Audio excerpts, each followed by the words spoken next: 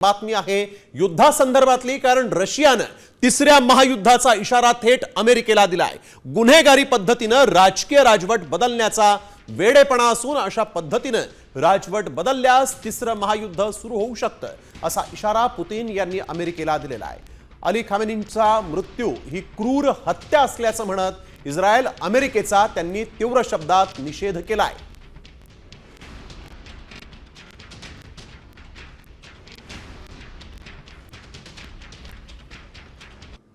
तर थेट जाऊयात, आमचे संपादक निलेश खरे सर आपल्या सोबत फोन लाईन वरून जोडले गेलेले आहेत। सर, सध्याच्या जागतिक स्थिरतेसाठी याचा काय अर्थ असू शकतो, कसं पाहता? आपण मुख्यतः आतापर्यंत चर्चा करत होतो तिसरं महायुद्ध होतं की काय।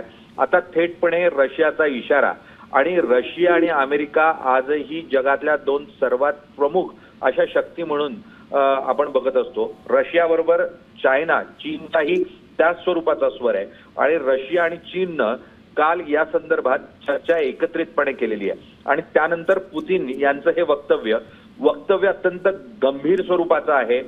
गुन्हेगारी स्वरूपातून राजकीय सत्ता उलथून टाकण्याचा प्रयत्न जर असा सुरू राहिला तर तिसरं महायुद्ध हे अटळ असेल अशा स्वरूपाचा इशारा पुतीन यांनी दिलाय। दरम्यान ते पुढे जात म्हणतात की खोमेनी यांची जी हत्या आहे ही क्रूर स्वरूपाची हत्या म्हणून ते होत आहेत, आणि त्यामुळे पुतीन यांनी स्पष्टपणे अमेरिकेला इशारा दिलेला आहे की जर अमेरिकेनं आपली आक्रमकता ही कमी केली नाही तर पुढच्या काळात तिसऱ्या महायुद्धाचा प्रकार समोर येईल, आणि रशिया, चीन हे एकत्रितपणे या युद्धामध्ये उतरताना आपल्याला पाहायला मिळू शकतील। आणि त्यातून आता आपण तिसऱ्या महायुद्धाच्या तोंडावर उभे आहोत अशा स्वरूपाचे चित्र जे आहे ते तयार होताना पाहायला मिळते। निश्चितच अत्यंत बिकट अशा स्वरूपाची परिस्थिती त्यामध्ये निर्माण होताना मिळू शकते, आणि थेटपणे भारतावर दीर्घकालीन अशा स्वरूपामध्ये होताना पाहायला मिळेल। बिलकुल, धन्यवाद सर। आपण हे संपूर्ण प्रतिक्रिया जी होती पुतीन यांची आणि त्याचे काय अर्थ लागतात त्या संदर्भात ही माहिती दिली त्याबद्दल।